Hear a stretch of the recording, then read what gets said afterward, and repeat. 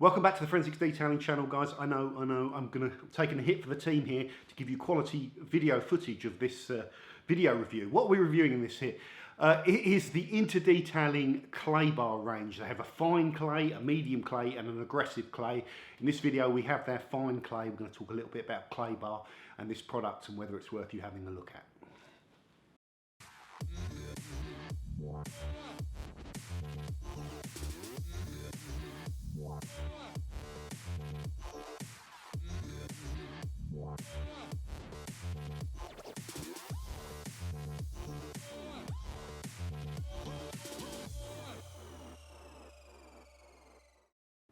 Okay guys, welcome back to the channel. We are filming here in situ, so I'm trying to get you, using the head as the camera, you can hopefully see we still have lots of nice contamination after doing a fallout, liquid fallout contamination on this heavily contaminated white panel.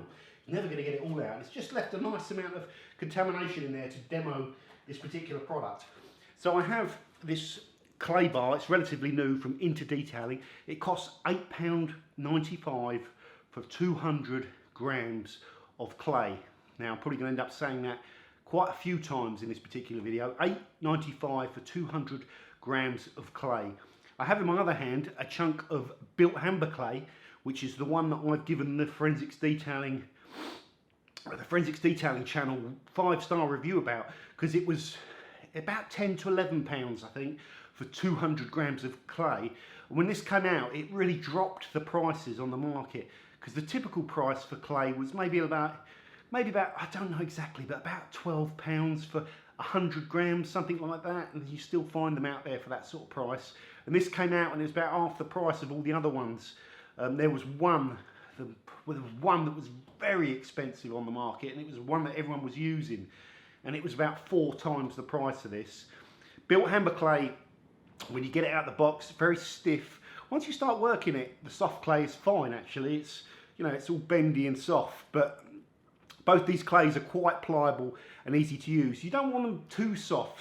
When you're going over the panels with them, even if you're trying to be careful with pressure, when they're too soft, they're like chewing gum and your fingers go through them, and then you've got to fold it back into a nice little puck again and go again. So you want a bit of resistance.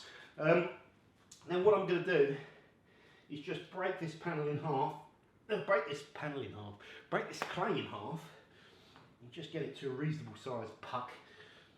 Okay, you can see me working it, you can see how malleable it is.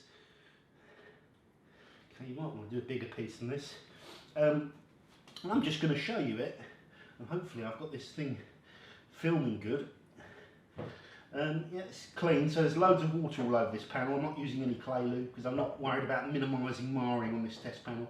I'm using my left hand as well. I'm just going to see how well it gets on with this contamination. So it feels quite nice under the water, and I can see all the little spots here. I'm going to take this off my head so you can actually see it. So it's definitely shifting the contamination, guys. You can see it all coming off up the panel. This has been bedded on there for years.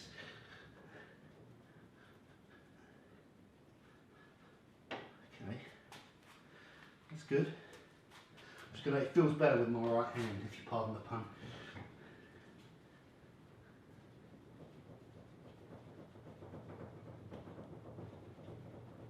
So you can see all that area there with the contamination. If I can go over it,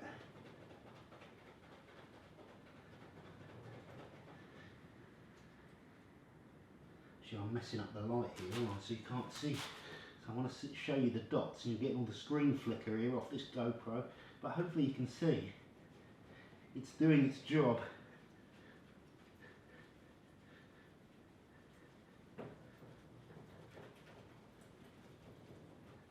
Nice and slidey actually, guys, just with water. You know, I'm one of the guys that likes to use a clay lube or O&R or something like that, just to get it really nice and slippy, but this clay is not sticking down to the panel. In fact, it's sliding really nice with water, which is nice. So there's no tar on here, so you can't see much, but it's a heavily contaminated panel, but it's the little specks of kind of fallout, which you can probably see here. So what I want to do is take some built amber clay, just get it on the panel, get it a bit wet. Right, come around here, see how it feels. Well, this is stripping. I know this stuff works beautifully. Here's a heavy spot of contamination right here.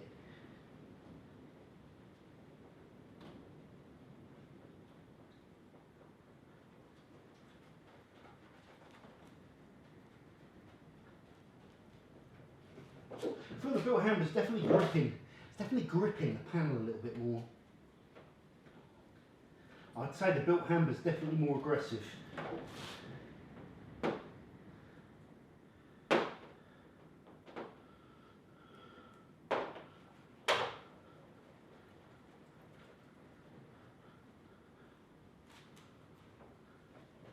We'll go back to this one. There's not too much in it. Let's get on some fresh contamination. Whoa, yo.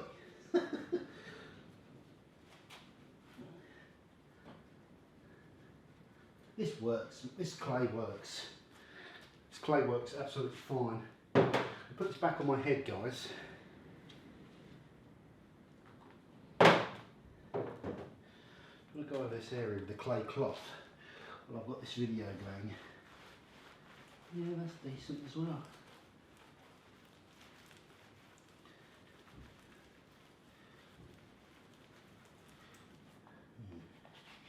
Feels rough, I can hear it. I can hear. This is definitely, the clay cloth's working now.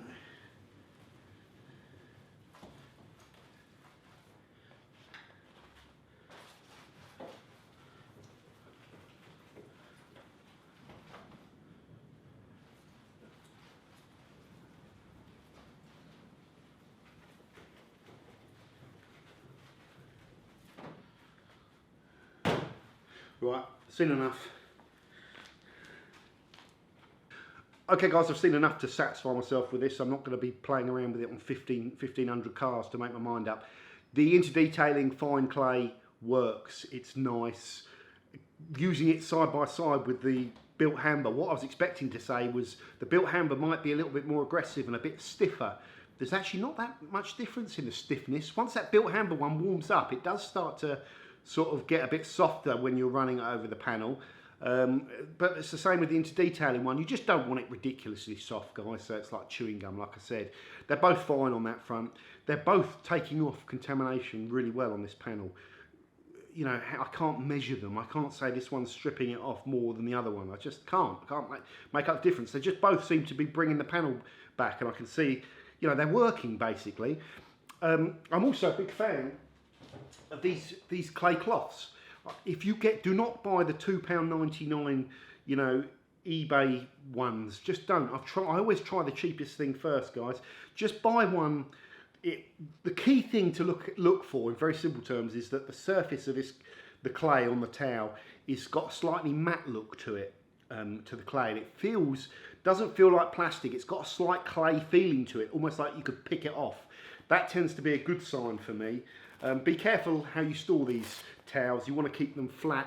If you fold them over on themselves, the clay will start sticking together and stuff like that. These are good, these clay towels, guys. I like them. It's not supposed to be a clay towel versus clay bar thing in this video. We'll perhaps do that in another video. Quite simply, the In2detailing clay, guys, its claim to fame is that it works. It feels like it's decent quality. It's not got that stinky shine to it like some of the clays have. It feels like good clay to me. It definitely strips contamination, no problem with that. Can't see any evidence of it leaving clay behind, you know, and you get those little snail trail skid mark things, you know, of clay, which really crap clays can do. It's not doing that, and it just seems like good stuff. Its claim to fame is the fact that it's £8.95 for 200 grams, which is an absolute phenomenal price. I remember talking about clay 3 years ago on the channel, and I've always had a bit of a bugbear about clay bar prices. Always had that. And I'm really glad to see clay bar prices coming down a little bit, because it's, if you look at what it is, you know, a sort of flexible like butyl resin, flexible resin with abrasives mixed into it that's produced. You need heavy compounding equipment to produce it and make it, unfortunately. But it shouldn't be expensive is the thing I'm getting at. And I think some of the history of the clay and all the patents meant that it was stuck at a certain price on the market. And then when those patents were expired and people could then just go and produce it without worrying about getting sued and all that sort of stuff, I'm glad to see the prices come down. All I want you to do in this video is I want you to say what clay bar you're using in the comments, the name of the clay bar, how much it costs, and how much you get for that price. 3 things, so don't just say the name of the clay bar, okay? Well, calm down, John. But everyone always does that. So the name of it, how much it costs, and what the price is, and then after that, why you use it and what you like about it. And then that will create a great stream of what everyone's using. And that's one of the most powerful things about these videos.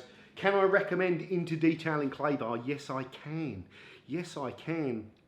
But for the purpose of this video, looks like good clay, very well priced. So that's it, guys. Let me know how you're doing and all that sort of stuff. Come on, I'm going to struggle today. I've got so many videos to shoot. My brain, it's not firing. It's not in that really sharp mode where I know what I'm going to say. So some of these videos are going to be a bit dodgy, but most of them are anyway. All right, guys, I'll see you later.